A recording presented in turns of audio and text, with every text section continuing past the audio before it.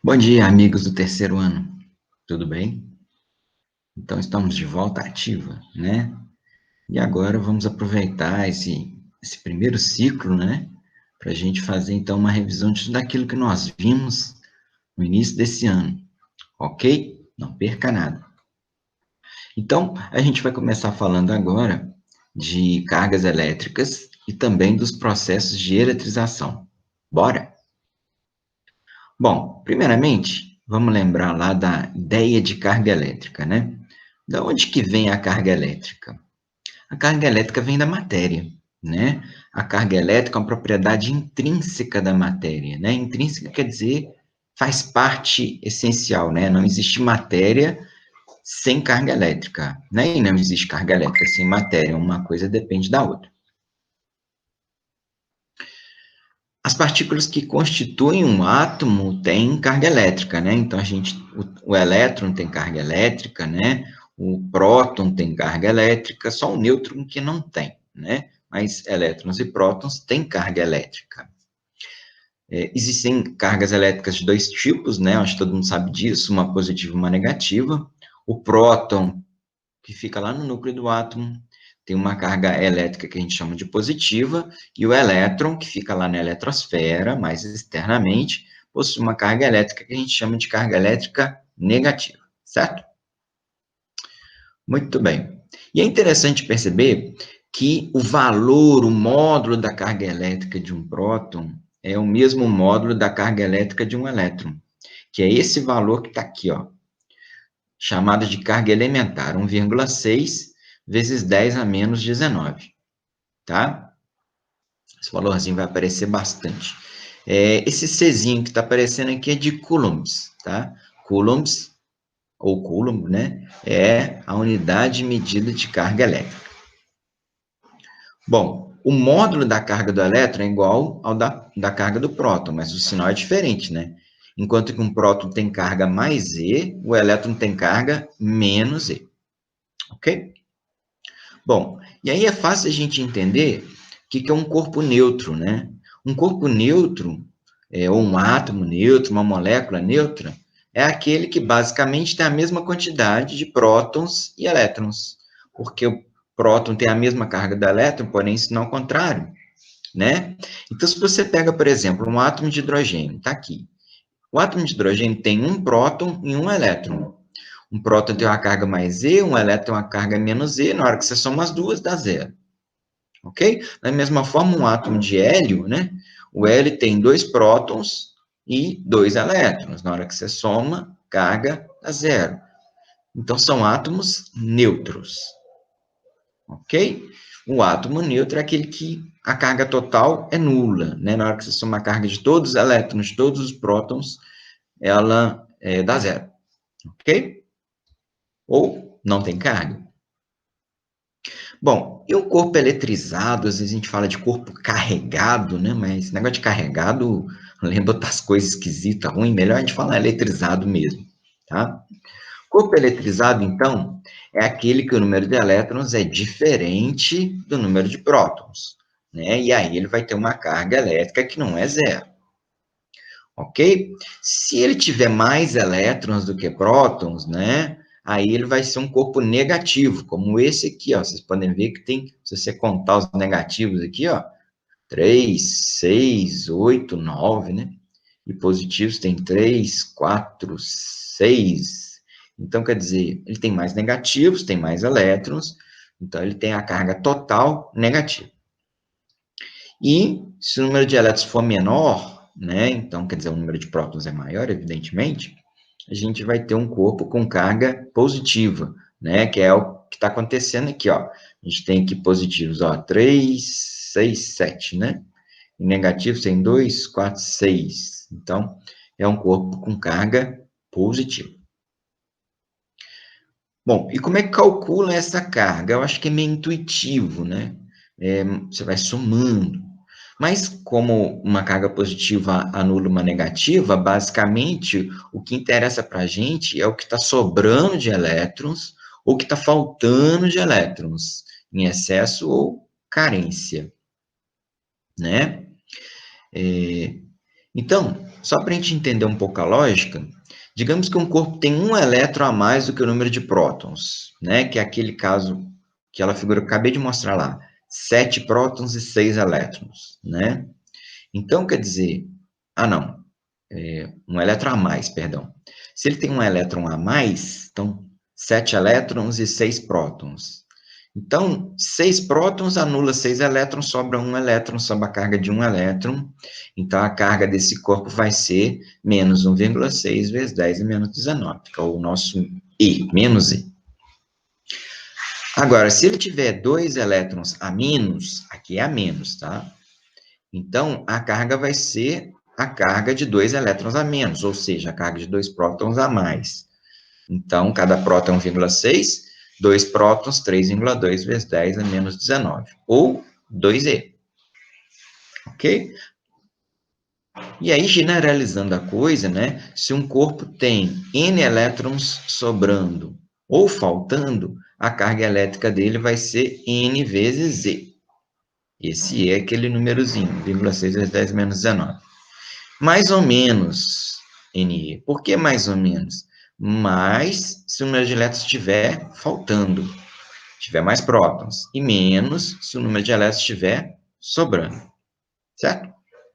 E a gente costuma usar a letra Q para representar a carga, tá? Pode ser Q maiúsculo, em alguns casos a gente usa Q minúsculo, mas carga elétrica a gente sempre usa Q.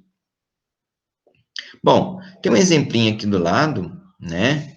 Está marcado aqui o número de prótons e elétrons. Conta aí quantos prótons que tem aí, né? Quantos positivos que tem? Tem aqui 2, mais 3, 5, mais 2, 7. E negativos? Tem 2, 4, 7, 9 e 11. Então, tem 11 negativos e 7 positivos, então está sobrando 4 negativos, né? Então, a carga é 4 vezes 1,6 vezes 10 menos 19, vai dar menos 6,4 vezes 10 a menos 19. Ok? Então, genericamente, é assim que a gente determina a carga de um corpo. Pode ser feito por regra de 3, ou pode ser simplesmente multiplicado o N aqui, pode ser minúsculo, pode ser maiúsculo, sem problema. Esse N é o número de elétrons que está sobrando ou que está faltando. Ok? Que é igual a NE. Bom, antes da gente continuar o nosso estudo, eu sei que é meio que chover no molhado, principalmente para a turma aí da eletrotécnica, né? Mas é importante a gente falar o que são condutores elétricos e o que são isolantes, e ver a diferença entre eles. Bom, o que é um condutor elétrico, né? Condutor é aquele corpo, aquele material, aquela substância que tem elétrons livres em seu interior. Então, a gente vê aqui, ó, os elétrons sobrando aqui, tá vendo como é que os elétrons são soltos? Tem alguns elétrons presos aqui, aqui, aqui, mas tem alguns elétrons soltos na cadeia, né? Esses elétrons são soltos, então eles podem ir para onde ele quiser. Isso é característica de um condutor, tá? Quer dizer, ele permite o movimento de elétrons livres em seu interior, tá? Os elétrons se movem facilmente em seu interior. De forma que as cargas elétricas que você coloca no condutor, elas podem passar para qualquer ponto dele, pode se distribuir nele tudo. Se você pega uma bateria e liga um condutor, um fio de cobre, por exemplo, né, com uma extremidade em cada ponto, então os elétrons livres, eles vão circular por esse condutor de um polo da bateria até o outro. Ok? Porque você está usando condutor, né? Os melhores condutores que a gente tem são os metais, né? Particularmente cobre, prata, ouro, alumínio, são os melhores condutores que a gente tem, ok?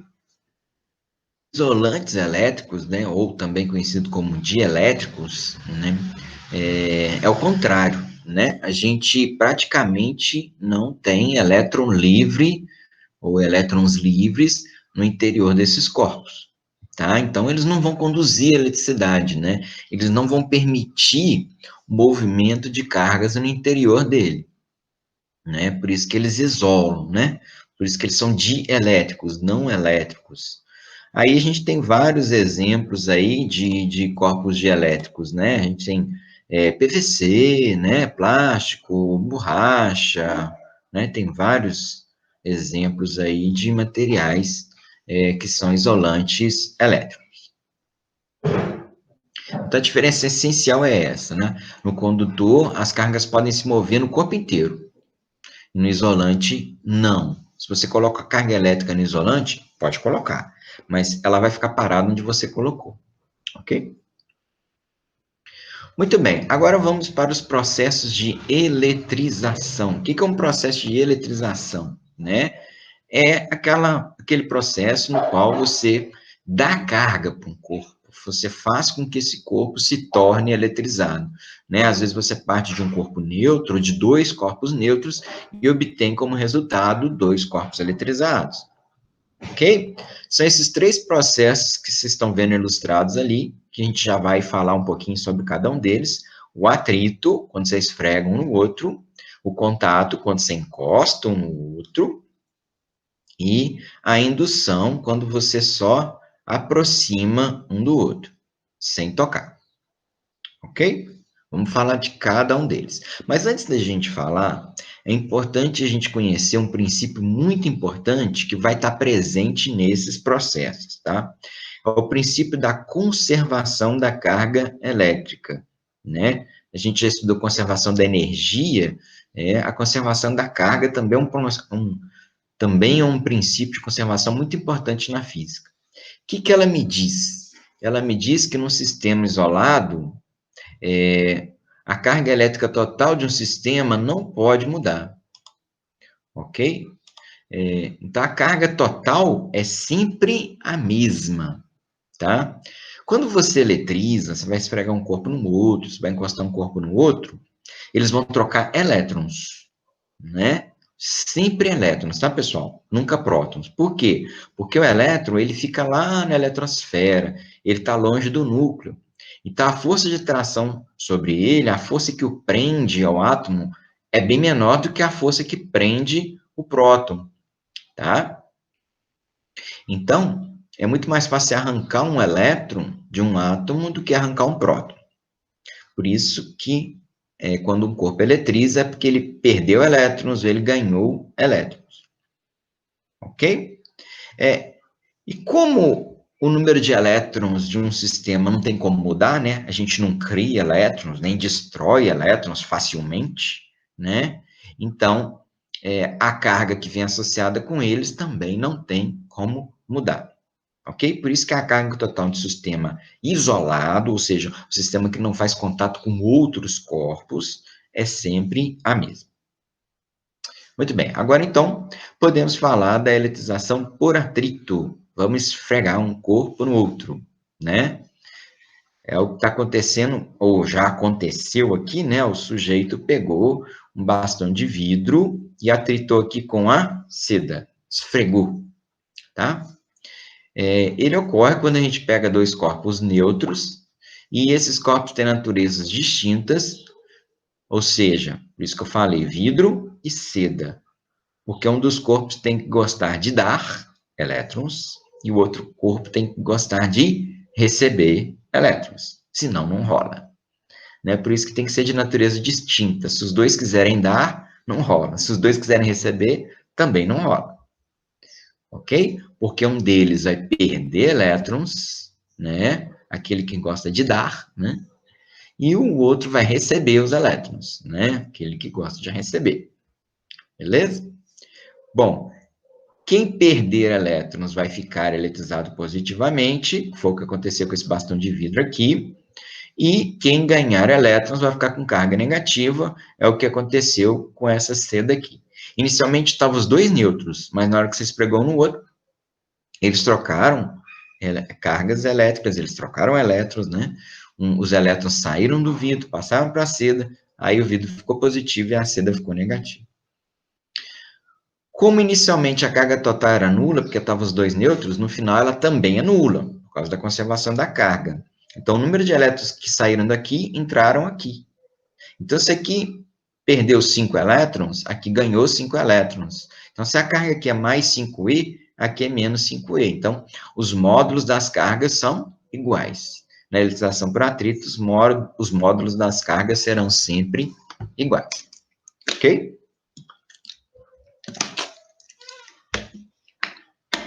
Bom, dê uma olhadinha nessa tabela aí. Essa tabela aí é conhecida como série triboelétrica, né? O que ela mostra? Ela mostra as possibilidades de eletrização entre os corpos, né? Como é que eu sei se um corpo vai ficar positivo ou vai ficar com carga negativa? É essa tabela que vai mostrar. Ela funciona basicamente assim: os corpos que tem mais para cima têm maior tendência de ficar com carga positiva, né? Perder elétrons. E o que está lá para baixo tem maior tendência de ficar negativo, tem tendência de ganhar elétrons. Então, se você pega um corpo aqui embaixo e atrita com o que está lá em cima, o que está em cima vai ficar com carga positiva, o que está embaixo vai ficar com carga negativa. E isso funciona em qualquer posição dessa sequência, tá? Então, eu posso pegar na parte de cima aqui também, ó. Se eu atritar cabelo humano com alumínio, tá? Então, o cabelo humano está mais em cima, então ele tem maior tendência de ficar positivo. Então, o cabelo humano vai ficar positivo, o alumínio vai ficar negativo. Ok? Aqui embaixo também a mesma lógica, né? Se eu pego ouro, né? Vamos pegar um isolante, porque condutores não funcionam muito bem, não. Eles perdem carga muito facilmente. Se eu pegar borracha, por exemplo, tá? E vou atritar com PVC, né? Com filme de PVC, o filme de PVC está mais para baixo, então ele vai ficar negativo, e a borracha está mais para cima, ela tende a ficar positiva. Ok? É assim que funciona. Bom, vamos agora então para o segundo processo de eletrização, o processo de eletrização por contato, que funciona muito bem quando a gente tem condutores, tá? Então, só que esse aqui, diferente do atrito, você precisa de pelo menos um corpo que já tenha carga.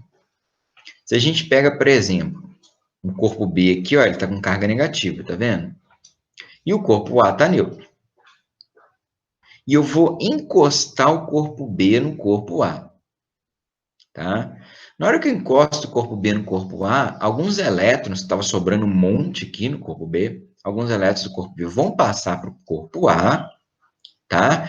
Então, o A vai ganhar elétrons, ele fica com carga negativa, e o B ainda ficou com alguns elétrons sobrando, então ele também fica com carga negativa, ok? Então, na eletrização por contato, os dois vão ficar com carga de mesmo sinal. Na eletrização por atrito, lembra? Era um positivo e um negativo. Aqui, ou ficam os dois negativos ou os dois positivos. Ok? Então, quer dizer, se eu encostar, se eu pegar aqui agora o corpo A está positivo agora, e o corpo B está neutro, na hora que eu encostar o A no B, não são os prótons do B que vão passar, do A que vão passar para o B, não, tá, gente? Na verdade, só elétrons que se movem, ok?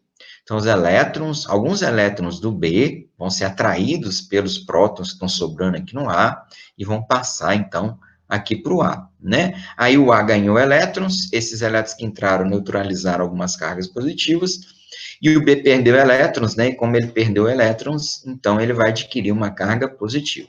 Então, vão ficar os dois positivos. Joia? Então, os dois corpos vão ficar com carga positiva. Detalhe em relação ao tamanho. Se você pega corpos de mesmo tamanho, que é o que está acontecendo aqui, e você encosta os dois, e aqui é interessante perceber que pode ser os dois carregados também, tá, gente? Funciona com um neutro e um carregado, e funciona com dois corpos carregados também. Na hora que você encosta, eles trocam carga até atingir o equilíbrio. No equilíbrio, o valor da carga dos dois é a mesma. Tá? Inclusive, tem como calcular isso, é só fazer a soma das cargas iniciais, tá? Então, você soma a carga de A com a carga de B e divide por 2, você vai ter a carga final de cada um deles. Ok? Isso porque são, importante, de mesmo tamanho. Ok? Duas esferas de mesmo raio e tal. Agora, e se o tamanho for diferente? Aí a história é outra, tá? Se o tamanho for diferente, a distribuição final de carga, ela é proporcional ao tamanho, tá?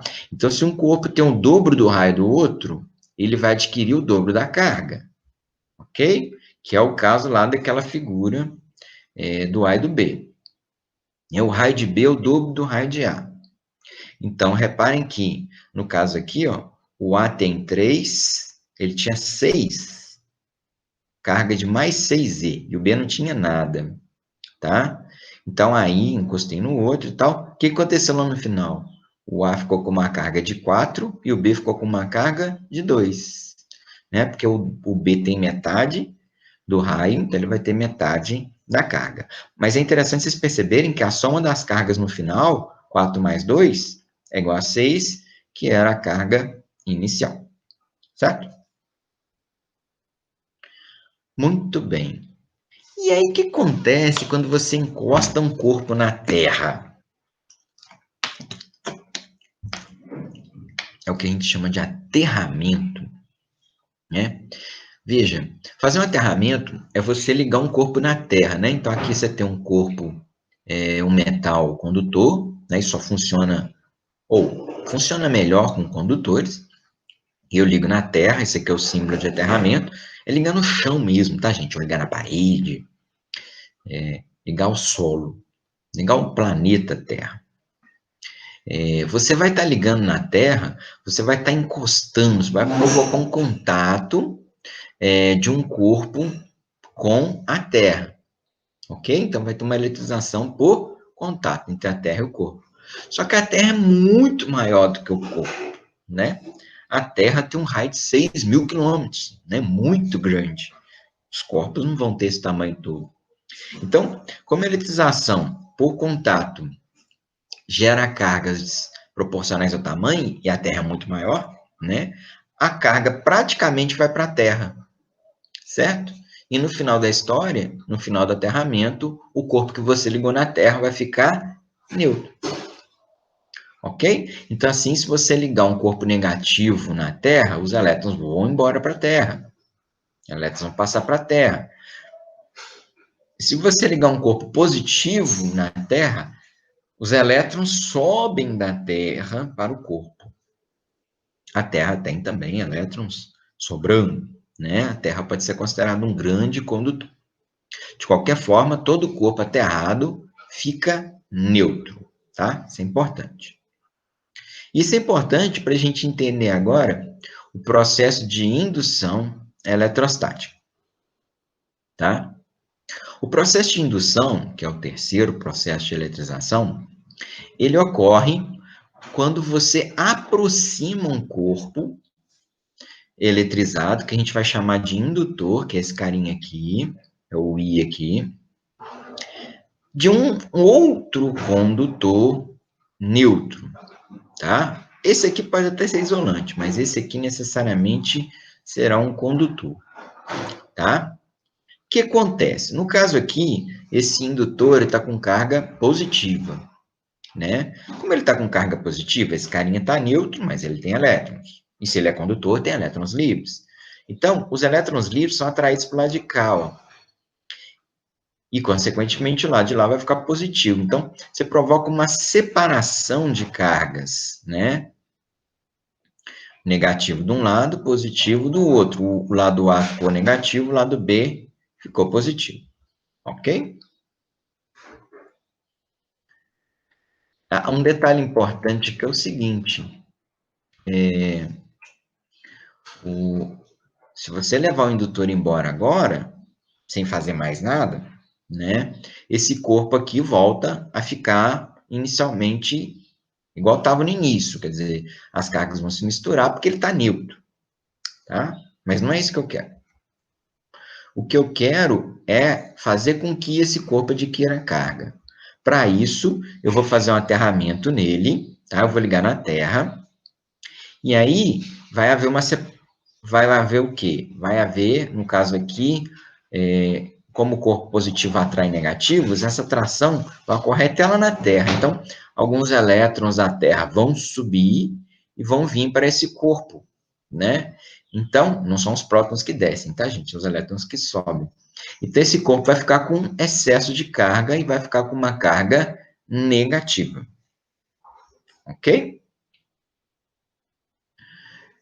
Lógico que, se eu levar o indutor embora, com o aterramento ainda ligado, essas negativas em excesso vão para a Terra, porque todo corpo aterrado tende a ficar neutro. Mas a ideia não é essa. A ideia é justamente o contrário. Eu faço o aterramento, deixo os elétrons subirem, depois de um certo tempo eu desfaço esse aterramento, mas com o indutor aqui ainda, para que esse cara mantenha a carga. Ok? Então, ainda na presença do indutor, o aterramento é desfeito. Ok? E aí, esse corpo vai ficar com carga negativa, porque o indutor estava positivo. Então, o processo de eletrização por indução gerou cargas opostas. Ok? No caso, esse não é um sistema isolado, tá, gente? Porque ele foi ligado à Terra. Então, aqui não se aplica a conservação da carga. Bom, assim como no condutor você pode ter a indução, no isolante você pode ter um fenômeno parecido, que é a polarização. É um pouquinho diferente. Por quê? Porque, na verdade, no isolante, a gente não tem elétrons livres, né? Para se mover para um lado, se mover para o outro, descer para a Terra, não tem jeito. Os elétrons estão presos lá dentro dos átomos, né? Das moléculas. Olha lá o elétron lá. Em geral, principalmente em moléculas polares, a gente tem uma separação de cargas. Um lado positivo, um lado negativo. Ok? Formando o que a gente chama de polos, ou dipolos elétricos, tá? Negativo de um lado, positivo do outro. Normalmente, o que a gente vai perceber com esses polos, né? Que esses polos estão orientados aleatoriamente, né? Então, você tem um negativo aqui, tem um positivo aqui, o outro negativo, positivo, tá? Cada um virado para um lado, né? Então, na hora que você chegar perto desse corpo, você não vai perceber carga elétrica, porque o efeito de uma carga negativa de um lado anula a negativa do outro, ok? Agora, a polarização, quando eu chego uma carga aqui perto, que aí seria o polarizador, esse carinha aqui, ó, aí ele vai atrair os polos negativos, tá vendo? Então, agora todos os polos negativos estão alinhados para o mesmo lado aqui, tá vendo? E os polos positivos, consequentemente, alinhados para o outro. Então, aí você vai perceber uma carga negativa do lado A e uma carga positiva do lado B. Então, a gente percebe uma separação de cargas aqui, polarizadas, na verdade. A carga ela não saiu de dentro da molécula, né? Mas a molécula meio que virou para o lado que interessava a ela, né? Então, as cargas negativas forçaram a molécula a virar para o lado das positivas. Isso é que dá esse processo aqui, tá? Inclusive, isso vai provocar uma atração entre esses corpos. Ok? Então, a gente vai ter essa separação de cargas aqui que a gente consegue observar externamente. Certo? Muito bem, pessoal. Então, é isso que eu tinha para falar sobre carga, sobre eletrização. Espero que vocês tenham entendido tudo, tá? Qualquer dúvida que vocês tiverem, não precisa esperar o encontro síncrono, não, hein? Pode deixar sua dúvida lá no fórum, tem um fórum de dúvidas lá na sala. Pode deixar sua dúvida lá, que eu respondo a sua dúvida lá diretamente, ok? No mais, estamos encerrando por aqui, né? Ainda tem um outro videozinho bacana, mas eu vou dar um descanso para vocês, né? Dá uma respirada, vai no banheiro, que tem mais um vídeo para assistir daqui a pouco, ok? Grande abraço.